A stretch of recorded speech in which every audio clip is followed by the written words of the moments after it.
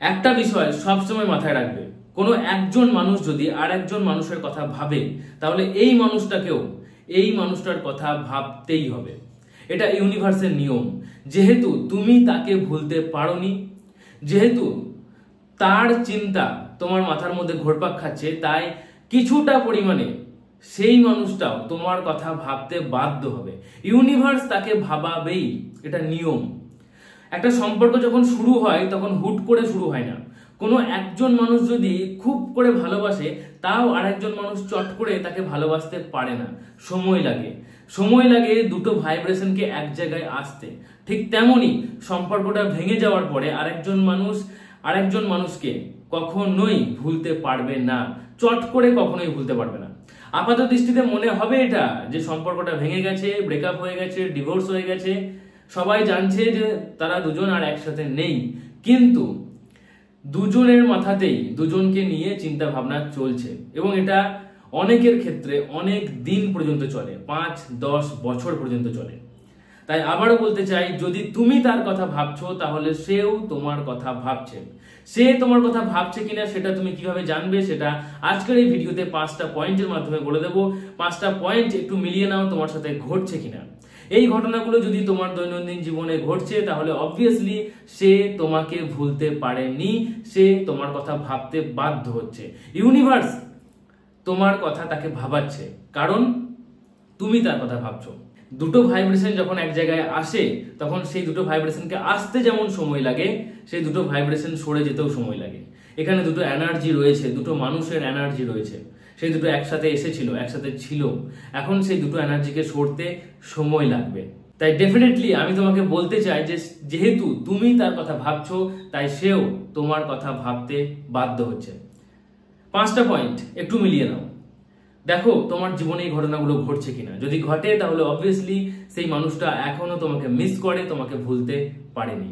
First, দৈনন্দিন জীবনে তুমি একটা স্ট্রং রুটিন ফলো করো, ডেইলি তোমার প্রচুর কাজ থাকে, তুমি খুব বিজি মানুষ, তারপরেও হুটপাট করে তার কথা মনে পড়ে। সবসময় যে খুব পজিটিভ ভাবে মনে পড়ে তেমন নয়, খুব নেগেটিভ ভাবে মনে পড়ে তেমনও নয়। কোনো কোনো সময় এমন হবে যে তার কথা মনে পড়ছে, মনটা খুব হালকা হয়ে যাচ্ছে, ভালো লাগছে, তোমাদের সুন্দর মুহূর্তগুলোর কথা মনে পড়ছে, আর ভিতরে ভিতরে তোমার যেন একটা হাসি পাচ্ছে, তুমি আবার যেন তাকে ভালোবেসে ফেলছো, এমন একটা ফিলিংস আসছে। কিছু কিছু সময় মানুষের সঙ্গে এই ঘটনাগুলো ঘটে। আবার একটু উল্টোটাও হতে পারে, মাঝে মাঝে তার কথা যখন মনে পড়ছে তখন খুব বিরক্ত লেগে উঠছে, তার ব্যাপারে নেগেটিভ চিন্তাই আসছে যে এই মানুষটা আমার জীবনে যদি না আসতো তাহলে আমার কোনো ক্ষতি হতো না, জীবনের এতগুলো বছর আমার নষ্ট হতো না, অনেক কিছু নেগেটিভ কথা মনে পড়ছে। আবার হতে পারে কিছু কিছু সময় তোমার আর তাকে নিয়ে, দুজনকে নিয়ে কিছু সেক্সুয়াল থটস আসছে, এটাও হতে পারে। তো এই ঘটনা যদি প্রতিনিয়ত তোমার সাথে ঘটছে তাহলে বুঝতে হবে যে এটা কাকতালীয় নয়, এটা কোইন্সিডেন্স নয়। তুমি যেহেতু তার কথা ভাবো তাই তোমার থেকে যে এনার্জি তৈরি হয় সেই এনার্জি ইউনিভার্সের কাছে পৌঁছায় এবং ইউনিভার্স সেটা তার কাছে পৌঁছে দেয় এবং সেও প্রবলভাবে তোমার চিন্তা করতে থাকে এবং একটা সময়ে তার ভিতরে যে এনার্জি তৈরি হয় সেটাও ইউনিভার্সের কাছে পৌঁছে যায় এবং তোমার কাছে রিফ্লেক্ট হয়ে চলে আসে। আর তার জন্যই তোমার দৈনন্দিন জীবনে এই ধরনের অস্থিরতা দেখতে পাওয়া যায়। সেকেন্ড, মাঝে মাঝেই তোমার মুড সুইং হচ্ছে। দৈনন্দিন জীবনে তুমি যেমন কাজকর্ম করো সবই করছো, খাওয়া দাওয়া, ঘোরা, বন্ধু বান্ধবের সাথে আড্ডা, পড়াশুনো, কাজ সবই চলছে, কিন্তু প্রায় সময় মুড সুইং হচ্ছে। এখনই ভালো ছিল, এখনই খারাপ লাগছে এবং এর পিছনে তেমন কোনো কারণ তুমি খুঁজে পাচ্ছ না। এমন নয় যে তুমি খুব বোরিং লাইফ লিড করছো, এমন নয় যে তুমি প্রতিদিন একই খাবার খাচ্ছ, একইভাবে তুমি জীবনযাপন করছো, তেমনটা কিন্তু নয়। তাহলে বোরিং লাগার এখানে কোনো প্রশ্ন আসে না, কিন্তু তোমার মুড সুইং হচ্ছে। একবার ভালো লাগছে তো একবার খারাপ লাগছে। কেন ভালো লাগছে কেন খারাপ লাগছে সেটাও তুমি বুঝতে পারছো না, এর পিছনের কারণটা তুমি আইডেন্টিফাই করতে পারছো না। এর পিছনে কারণটা হচ্ছে সেই মানুষটা তোমাকে মিস করছে এবং যখন প্রচুর পরিমাণে সে মিস করে তখন তার সেই এনার্জি ইউনিভার্সের কাছে পৌঁছায় এবং সেই এনার্জি তোমার কাছে আসার চেষ্টা করে, তোমার কনসাস মাইন্ডে বা সাবকনসাস মাইন্ডে ঢোকার চেষ্টা করে। কিন্তু যেহেতু আমরা খুব ইগোস্টিক হয়ে থাকি অনেক সময়, বা অনেক সময় একটা খুব স্ট্রং রুটিন ফলো করি, তাই সেটা ঢুকতে পারে না, কিন্তু আমাদেরকে অস্থির করে তোলে, আমাদের মুড সুইং করে তোলে, যার ফলে আমরা তার কথা কোনো কোনো সময় ভাবতে বাধ্য হই। এটা মূলত ইউনিভার্সের একটা নিয়ম। তোমার সাথে কি ঘটছে? যদি ঘটে নিচে টিক মার্কের মাধ্যমে জানাও। থার্ড পয়েন্ট, অনেক সময় এমন হবে যে সবকিছু খুব ভালো চলছে, তোমার জীবনে সবকিছু খুব ভালো, কোনো রকম কোনো টেনশন তোমার নেই, পরিবার বন্ধু বান্ধব সবকিছু নিয়ে খুব হ্যাপি আছো, তুমি কোনো অসুবিধাই নেই, কিন্তু মন খারাপ হচ্ছে, অস্থির লাগছে প্রথমে এবং তারপরে মন খারাপ হয়ে যাচ্ছে, এবং যখন মন খারাপ হচ্ছে তখন খুব কাঁদতে ইচ্ছা করছে, স্যাড সং শুনতে ইচ্ছা করছে। এবং কেন কাঁদতে ইচ্ছা করছে বা কেন স্যাড সং শুনতে ইচ্ছা করছে সেটাও তুমি আইডেন্টিফাই করতে পারছো না। তোমার কিন্তু এমন নয় যে ওই মানুষটার কথা মনে পড়ছে, রিলেশনশিপটার জন্য তোমার কষ্ট হচ্ছে, তেমনটাও নয়, কিন্তু তোমার কাঁদতে ইচ্ছা করছে, এবং মানে এতটা বেশি কাঁদতে ইচ্ছা করছে যে তুমি রিয়েলি হয়তো কাঁদছো, স্যাড সং শুনছো এবং কাঁদছো, এবং এটা একবার দুবার নয়, প্রায় তোমার সাথে ঘটছে। যদি ঘটে তাহলে বুঝতে হবে যে তার এনার্জি তোমার ভিতরে ঢোকার চেষ্টা করছে এবং তার কথা তোমাকে ভাবতে বাধ্য করবে, এই জন্য সে ঢুকতে চাইছে। সো এটা তোমার সাথে ঘটে কিনা নিচে কমেন্টে টিক মার্কের মাধ্যমে জানাও। 4 নম্বর পয়েন্ট, অনেক সময় এমন হবে তোমার ভিতরে একটা ক্ষমা চাওয়ার প্রবণতা তৈরি হবে। তোমার মনে হবে যে সম্পর্কটা ভেঙে দেওয়ার পিছনে সম্পূর্ণ হাত তার নেই, আমারও কিছুটা হাত ছিল, আমারও কিছুটা দোষ ছিল, আমি চাইলে বা আরেকটু চেষ্টা করলে সম্পর্কটা ধরে রাখতে পারতাম। নিজেকে দোষী সাব্যস্ত করতে মনে হবে, এই ধরনের চিন্তাধারা তোমার মাথার মধ্যে ঘুরপাক খাবে, এবং এটা যদি প্রায় সময় ঘটতে শুরু করে তাহলে বুঝতে হবে যে সে ঠিক ওই সিচুয়েশনে পড়ে আছে। যেহেতু তুমি তার কথা ভাবো, যেহেতু তুমি তার কথা ভাবতে বাধ্য হও, তাই ইউনিভার্স তাকেও তোমার কথা ভাবায়। আর যখন সে অনেকবার তোমার কথা ভাবে, সম্পর্কটাকে নিয়ে ভাবে, তখন মাঝে মাঝে তারও এটা মনে হয় যে আমিও দোষী, সম্পূর্ণ দোষ তার নেই, আমি সত্যি ভালো মানুষকে হারিয়ে ফেললাম। এইভাবে যখন সে চিন্তা করে তখন ঠিক ওই এনার্জিটাই তোমার কাছে এসে পৌঁছায়, তখন তোমারও ঠিক এটাই মনে হয় যে আমিও ভুল করেছি, চাইলে আমিও সম্পর্কটা ধরে রাখতে পারতাম।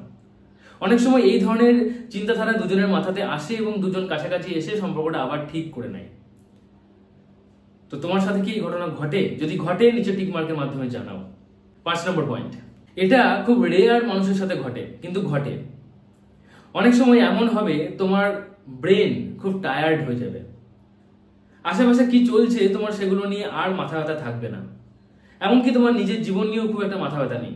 কিছুক্ষণ পরে হয়তো তোমাকে একটা কাজ করতে হবে, কিন্তু সেটা সম্বন্ধেও তুমি খুব একটা ভাবতে পারছো না, ভালো লাগছে না ভাবতে। ব্রেন যেন খুব টায়ার্ড হয়ে গেছে, এখন সে খুব শান্তশিষ্টভাবে একটা জায়গায় চুপচাপ থাকতে চায়। এবং এরকম ভাবে তুমি যখন চুপচাপ থাকছো তখন আস্তে আস্তে তোমার মনে হচ্ছে আমি একা থাকলেই ভালো থাকি, এবং তুমি প্রায় সময় একা থাকছো, এবং একা থাকতে থাকতে তুমি অনেক কিছু নিয়ে চিন্তা করছো, এবং চিন্তা করতে করতে আস্তে আস্তে তুমি ঘুমিয়ে যাচ্ছ। এবং এটা তোমার সাথে কন্টিনিউয়াসলি গত 1 মাস 2 মাস 5 মাস ধরে ঘটছে। যদি কন্টিনিউয়াসলি বারবার এমনটা ঘটে তাহলে বুঝতে হবে যে সে সত্যিই তোমাকে ভুলতে পারেনি, প্রবলভাবে সে তোমাকে চাইছে, তোমার কথা প্রচুর পরিমাণে ভাবছে, এবং তার জন্যই তার এনার্জি তোমাকে এসে বারবার ডিস্টার্ব করছে। তার এনার্জি চাইছে বা ইউনিভার্স চাইছে যে তুমিও তার কথা ভাবো এবং সম্পর্কটা ঠিক করে নাও। এখন অনেকেই বলবে দাদা সে যদি এতই আমাকে চায় তাহলে সম্পর্ক ঠিক করছে না কেন? দেখো, সম্পর্ক ঠিক না করার পিছনে অনেক কারণ থাকতে পারে। হয়তো তুমি যোগাযোগ করার সব রাস্তাগুলো বন্ধ করে দিয়েছো, বা হয়তো সে নিজেই যোগাযোগ করার রাস্তাগুলো এমনভাবে বন্ধ করে দিয়েছে যে সে আর খুলতে পারছে না।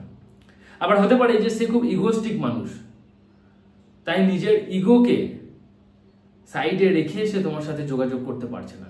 আবার হতে পারে যে তুমি তাকে এতটা বেশি ডিস্টার্ব করেছিলে বা এতটা তার জীবনে কিছু খারাপ সময় এনে দিয়েছিলে যে সে আর সাহস নিয়ে তোমার জীবনে আসতে পারছে না, সম্পর্কটাকে শুরু করতে পারছে না। আবার হতে পারে যে তুমি একটা সম্পর্কের মধ্যে অলরেডি চলে গেছো, তোমার এখন প্রেজেন্ট বয়ফ্রেন্ড বা গার্লফ্রেন্ড আছে, তার সাথে তুমি সুখে আছো, এবং সেটার জন্য সে আর তোমাকে ডিস্টার্ব করতে চাইছে না। আবার হতে পারে যে সে নিজে একটা সম্পর্কের মধ্যে আছে, কিন্তু যেহেতু তুমি তার কথা ভাবছো তাই ইউনিভার্সও তাকে তোমার কথা ভাবাচ্ছে, কিন্তু তার হাত বাঁধা, সে আসতে পারছে না, তার হাত পা বাঁধা কিন্তু মন বাঁধা নেই, আর তার জন্য সে মনের মধ্যে তোমাকে সবসময় দেখছে, তোমার কথা ভাবছে। আবার হতে পারে যে সে বিয়ে থা করে সেটেল হয়ে গেছে, বা তুমি বিয়ে থা করে পুরো সেটেল হয়ে গেছো, তাই ফেরার আর কোনো রাস্তা নেই, তাহলে আসার এখানে কোনো চান্স নেই। তবে আমি বলবো, যদি তোমরা দুজনকে কোনো রকম ভাবে স্টপ করছো, দুজনে জানো যে সম্পর্কটা আবার জোড়া লাগানো সম্ভব, আমিও সম্পর্কের মধ্যে যাইনি, সেও সম্পর্কের মধ্যে যায়নি, নতুন কোনো সম্পর্কের মধ্যে, তাহলে আরো একবার চেষ্টা করে সম্পর্কটাকে জোড়া লাগানোর চেষ্টা করা উচিত। কারণ সম্পর্ক তৈরি করতে সময় লাগে, সম্পর্ক ধরে রাখতে সময় লাগে, সম্পর্ক ধরে রাখতে অনেক বুদ্ধির দরকার হয়, সবাই পারে না। আর এখন ছাড়াছাড়ির জামানা, ছাড়াছাড়ির সময়ে তুমি যদি আরেকটা মানুষের হাত ধরো তাহলে সেটা ক্ষতি নয়, সেটা তোমার জীবনে লাভদায়ক হবে। তাই সম্পর্কটাকে ধরে রাখার চেষ্টা করো। ডিসিশনটা তোমাকেই নিতে হবে, তুমি কি করবে সেটা সব থেকে ভালো তুমিই জানো। তো এই 5টা ঘটনা তোমার সাথে কি ঘটে, যদি ঘটে তাহলে নিচে টিক মার্কের মাধ্যমে জানাও। প্রচন্ড গরমের মধ্যে ভিডিও বানাচ্ছি, এটা খুব ডিমান্ডিং টপিক, অনেকেই বারবার কমেন্ট করছে, বারবার ফেসবুকে মেসেজ করছে, তার জন্য বানাতে হচ্ছে ভিডিওটি। তাই একটু শেয়ার করে দিও হোয়াটসঅ্যাপ স্ট্যাটাসে, সেখান থেকে কিছু মানুষ দেখুক এবং তারাও তাদের সমস্যার সমাধান করুক। ভিডিওটি ভালো লাগলে অবশ্যই লাইক করো, এবং তুমি যদি আমার ব্লগ চ্যানেলটা এখনো সাবস্ক্রাইব করে না থাকো তাহলে ব্লগ চ্যানেলটা সাবস্ক্রাইব করে নাও, লিঙ্ক পাবে প্রত্যেক ভিডিও ডেসক্রিপশন বক্সে। ব্লগ চ্যানেলের নাম শান্তিনিকেতনের শান্তনু, ওখানে আমি প্রত্যেক বুধবার সন্ধ্যে 7:30টায় ফ্রি লাইভ সেশনও করি, জয়েন করতে পারো, জীবনের সমস্যা নিয়ে সমাধান নিতে পারো। চলো আজকের মধ্যে এটুকু, টাটা, টিকা, থ্যাংক ইউ, ভালো থেকো, ভালো রেখো।